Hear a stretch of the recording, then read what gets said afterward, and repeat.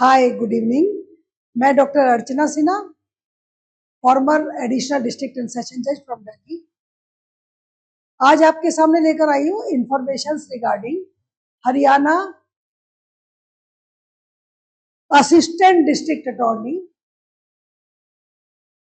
जिसमें सिविल और क्रिमिनल दोनों अटॉर्नी जाते हैं, उसकी इंफॉर्मेशंस। और क्योंकि वो नोटिफाई हो गया है 8 अगस्त को, और हमारी डेट अभी रनिंग है, और हमें अपना एग्जाम फॉर्म, रजिस्ट्रेशन फॉर्म भर देना चाहिए जल्दी से जल्दी, क्योंकि इसका सिलेबस भी कंपैरेटिवली थोड़ा आसान है और कम है, और चांसेस बहुत ज़्यादा है, गोल्डन चांस है, क्योंकि वैकेंसीज 269 है। तो 269 vacancies is a golden chance, हमें छोड़ने नहीं चाहिए।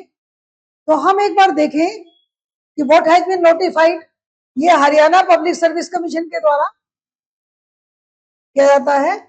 अगर हम जाएंगे साइट पर और हम नोटिफिकेशन देखेंगे तो ये 8 अगस्त का है, यानी कि just 2 days before. This post is known as assistant district attorney, और इसका जो पे स्केल है, इसका पे स्केल बहुत अच्छा है। 5300 से 167800। तो ये पे स्केल बाकी जो एपीओ है बाकी स्टेट्स के, उनसे थोड़ा बेटर लेवल है। तो हमें इस पोस्ट को छोड़ना नहीं चाहिए, और खास रूप से जो बच्चे जुडिशरी की तैयारी कर रहे हैं वो इस एग्जाम को जरूर दें। अब इस एग्जाम को भरने के पीछे एक और भी बड़ा रीजन है। ऑनरेबल सुप्रीम कोर्ट के द्वारा जो अभी रिसेंट जजमेंट आई है, ऑल इंडिया जजेस एसोसिएशन जुडिशरी के लिए, उसमें 3 इयर्स का एक्सपीरियंस मांगा हुआ है एज एडवोकेट। तो जो लोग जुडिशरी की तैयारी कर रहे हैं और फ्रेश ग्रेजुएट्स हैं, जिन्होंने अभी अभी एनरोल किया है, उनके लिए ये वाली जो पोस्ट है ये गोल्डन चांस है, क्योंकि इसमें आपको कोई एक्सपीरियंस नहीं मांगा है, और आप आराम से इसको भर के और अपनी तैयारी जो आपकी जुडिशरी के लिए है ऑलमोस्ट वही काम आ जाएगी, और आप इस एग्जाम को बड़े प्यार से कर पाएंगे। तो हम ये देख रहे हैं कि टोटल वैकेंसी जो निकली है, वो टोटल वैकेंसीज है 269, जिसमें जनरल की ही 134 है।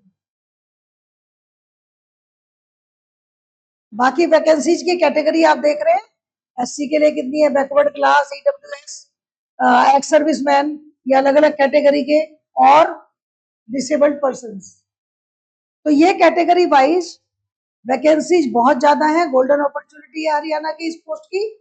269 वैकेंसीज बहुत अच्छी वैकेंसीज होती है, और मेंस में आने के लिए 269 into 4, कितनी वैकेंसीज, कितने लोगों को मेंस के लिए क्वालिफाई किया जाएगा इस एग्जाम में। इसकी जो एज है वो एज भी 21 to 42 है ईयर्स, और जो एज रिलैक्सेशन है वो +5 है for the reserve categories and women में divorced women, judicially separated women for 2 years, military personnel की, डिसेबल्ड पर्सन की वाइफ, और विडो, उसके लिए भी +5 इयर्स, यानी कि 21 से 47 इयर्स तक रिजर्वेशन के साथ आपके पास ये चांस अवेलेबल है। 21 इज जस्ट फ्रेश ग्रेजुएट्स, जो लॉ ग्रेजुएट लॉ करके आते हैं वो अप्लाई कर सकते हैं। 21 के बाद 22 में जनरली सब कर रहे होते हैं। तो ये आपके लिए बहुत गोल्डन चांस है। और इसमें जो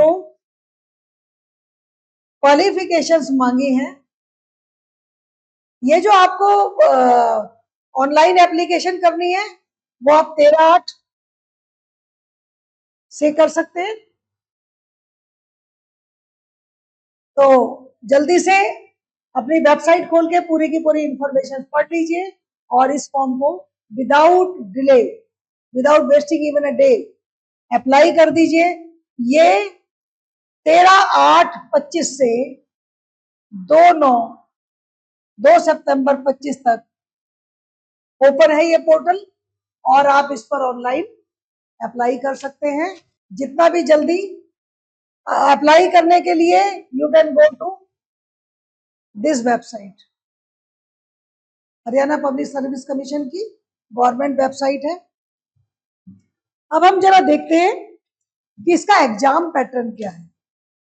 एग्जाम पैटर्न पर अगर हम नजर डालें तो अभी जो एग्जाम पैटर्न है ये हम पुराना जो पैटर्न है उसके हिसाब से आपको बता रहे हैं, क्योंकि इसका एग्जाम पैटर्न अभी नया वाला जस्ट टू बी रिलीज्ड।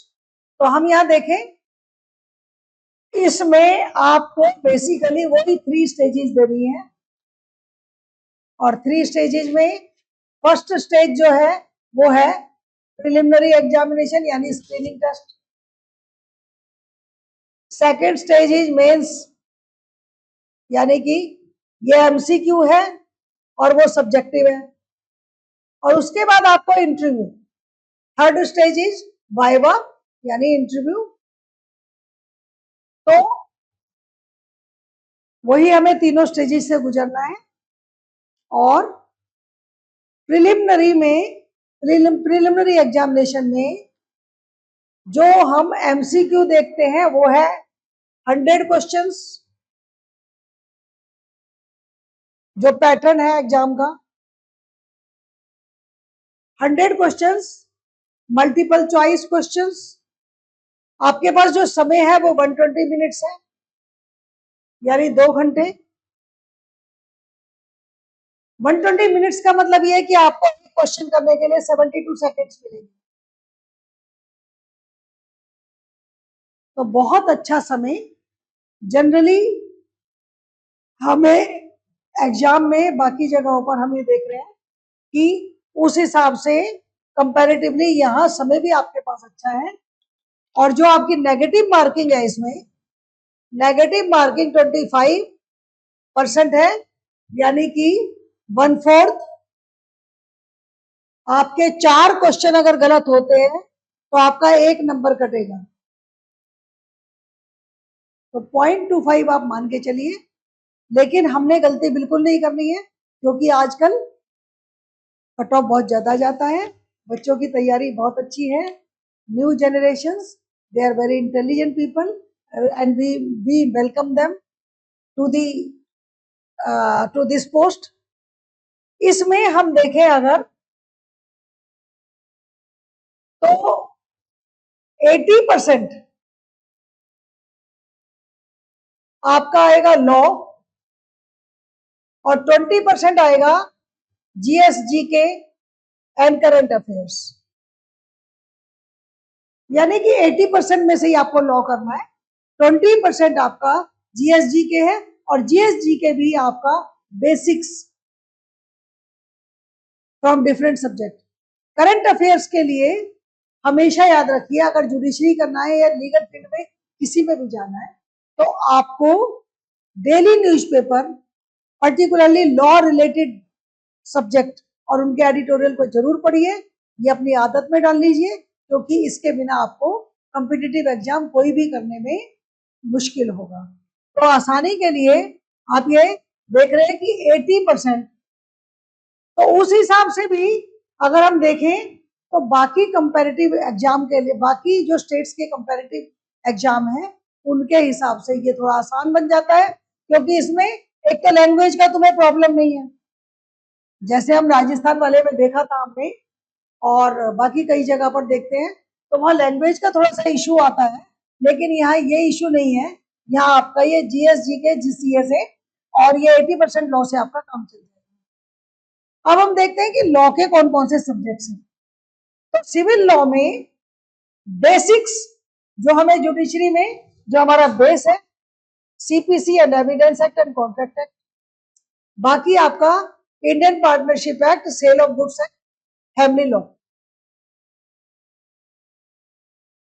इसमें आप एक खास चीज देख रहे हैं, ज्यादातर में आप देखेंगे कि TPA, transfer of property act, जो कि थोड़ा टेक्निकल भी है, थोड़ा सा मुश्किल भी है, वो सब जगह सिविल लॉ में आपको मिलेगा, लेकिन यहाँ टीपीए नहीं है।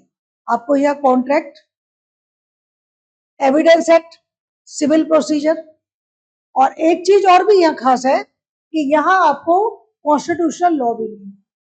तो ये आपके लिए थोड़ा सा आसान प्लेटफॉर्म आ जाता है, और जो जुडिशरी की तैयारी कर रहे हैं उनके लिए ये पेपर बहुत स्मूथ है करने के लिए। सेल ऑफ गुड्स, तो you can do it in 1 day और मैक्सिमम 2 डेज। फैमिली लॉ में भी या हिंदू लॉ और मोमडन लॉ और कस्टमरी लॉ। कस्टमरी लॉ का मतलब है हरियाणा। प्लीज रिमेंबर, जो बच्चे हरियाणा रिलेटेड कोई भी एग्जाम पास करना चाहते हैं, लाइक राजस्थान, जैसा हमने बताया था, हरियाणा से रिलेटेड सभी चीजें बहुत अच्छे से कर लीजिए, क्योंकि उससे रिलेटेड आपको काम ही आएगा, राइट। तो हरियाणा कस्टमरी लॉ है ये। क्रिमिनल लॉ में तो बहुत ही आसान है। यहां देखिए, आईपीसी, सीआरपीसी और आईए, इंडियन एविडेंस एक्ट, और क्योंकि इनके नए एक्ट भी आ चुके हैं जो 1 जुलाई 2024 से इन्फोर्स हो चुके हैं, तो आईपीसी में बीएनएस, सीआरपीसी में बीएनएसएस और आईए में बीएससी, ये जरूर आएंगे, नहीं लिखे हैं तो भी। और ये अभी जो नया नोटिफाई होगा आपको सिलेबस पैटर्न, उसमें डेफिनेटली लिखे हुए आएंगे, क्योंकि उसके बिना आप कोई भी एग्जाम नहीं कर पाएंगे। और हम आपको समय समय पर इस फॉरम से बताते रहते हैं कि इनमें कोई ज्यादा फर्क नहीं है, बहुत मामूली मामूली डिफरेंसेज है, उन डिफरेंसेज को नोट करना है। और जो आपने पहले पढ़े हुए ये बेसिक्स, इनसे ही करिए, और इसमें जो चेंजेस है वो जरूर करिए, क्योंकि चेंजेस से क्वेश्चंस ज्यादा आएंगे और उस हिसाब से ये और आसान हो जाता है, क्योंकि चेंजेस तो आएंगे ही, उसके साथ बाकी क्वेश्चंस कम हो जाएंगे। तो ये दोनों, ये तीनों चीजें हमें करनी है। तो क्रिमिनल लॉ में सिर्फ 3 ये बेसिक पेपर्स, जो कि जुडिशरी की भी फाउंडेशन वाले पेपर्स हैं, ये आपको आप बड़े आसानी से कर सकते हैं।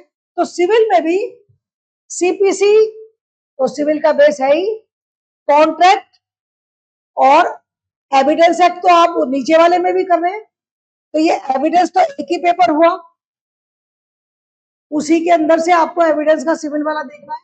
तो यहां पर हम बेसिकली कॉन्ट्रैक्ट,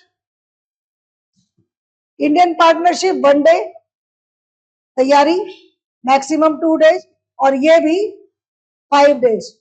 तो आप अपनी कलम, अपनी तैयारी अभी से शुरू कर दीजिए, don't wait for the date to come and all these things.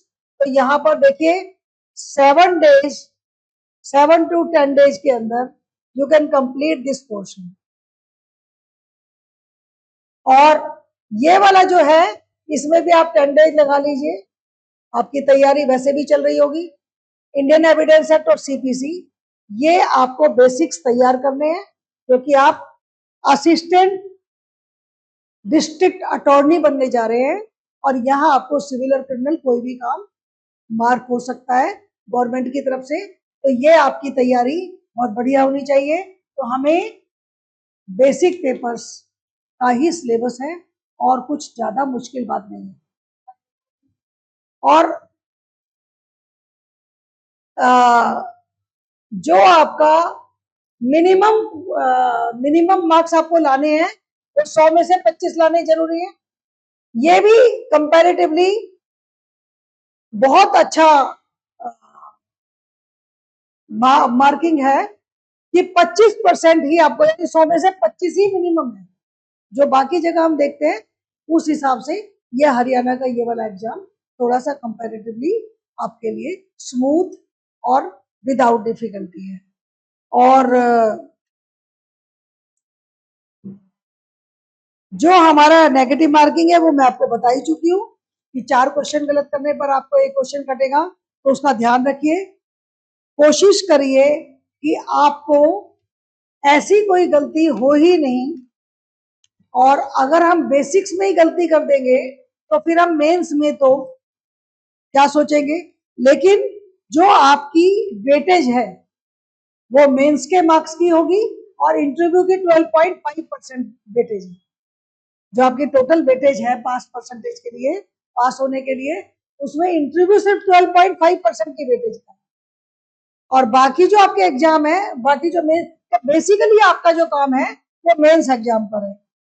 अब आप ये देखिए, जनरल अवेयरनेस में भी इन्होंने क्लियर कर रखा है कि जनरल अवेयरनेस में आपको general mental ability, comprehension, logical reasoning and analytical ability, decision making and problem solving, basic numeracy और डाटा इंटरप्रिटेशन, इससे रिलेटेड अदर कुछ क्वेश्चन यहाँ क्लियर कर रखा है relating to Haryana history, geography, polity and economy, साथ में कल्चर।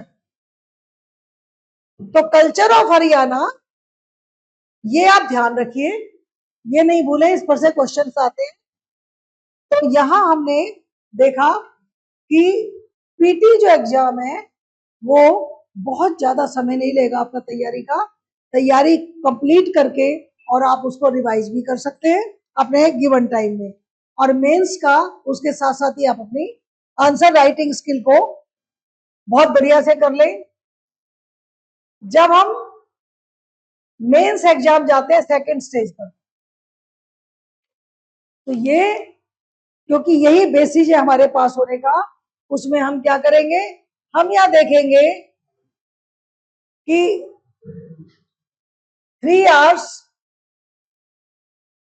का ये टाइम ड्यूरेशन है एग्जाम का, और सिलेबस जो दे रखा है वो आप देखिए, सिविल लॉ, सेम चीज जो आपका प्रीलिम था, यानी कि आप जो प्रीलिम में तैयारी कर रहे हैं उसी पर से आपको क्वेश्चंस लिखने की प्रैक्टिस करनी है। तो आप प्रीलिम और मेंस की तैयारी एक साथ कर सकते हैं।